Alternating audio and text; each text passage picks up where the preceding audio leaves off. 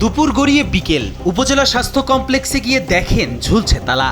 এতেই চোখ কপালে উঠল নৌপরিবহন প্রতিমন্ত্রী রাজীব হাসানের। বাধ্য হয়ে ডাক্তারকে ডেকে এনে খুলতে হলো তালা। এমন ঘটনায় হতবাক সবাই। আকস্মিক পরিদর্শনে গিয়ে বরিশালের মেহেন্দিগঞ্জ স্বাস্থ্য কমপ্লেক্সে এমন ঘটনার সম্মুখীন হন এ প্রতিমন্ত্রী।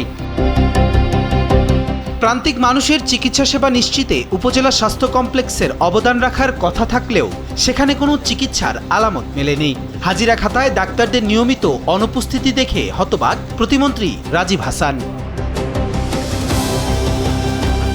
এ সময় উপজেলা স্বাস্থ্য কর্মকর্তা ডাক্তার ইমানুর রহমানকে ফোন দিলে তিনি জানান ছুটিতে ঢাকায় অবস্থান করছেন।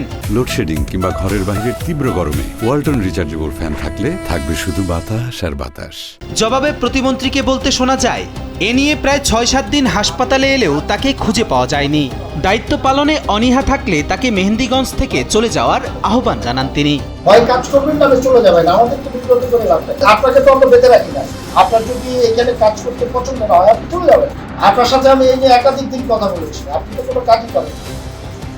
আগামী মঙ্গলবার দিন এখানে মিটিং দেন সকালে। নিজ জন্মস্থান ও নির্বাচনী এলাকার স্বাস্থ্য কমপ্লেক্সের এমন বেহাল দশা হতাশ করেছে প্রতিমন্ত্রীকে। হাসপাতাল নিয়ে দ্রুত বৈঠকের নির্দেশ দেন তিনি। একই সাথে রাগে ক্ষোভে সাংবাদিকদের সঙ্গেও কথা বলেননি এ প্রতিমন্ত্রী। এর আগে হিজলা উপজেলা স্বাস্থ্য কমপ্লেক্স পরিদর্শনে যান প্রতিমন্ত্রী রাজীব হাসান। সেখানে গিয়ে চিকিৎসক ও রোগীদের সঙ্গে কথা বলে খোঁজ খবর নেন। কবির চৌধুরী, জয়, কালবেলা।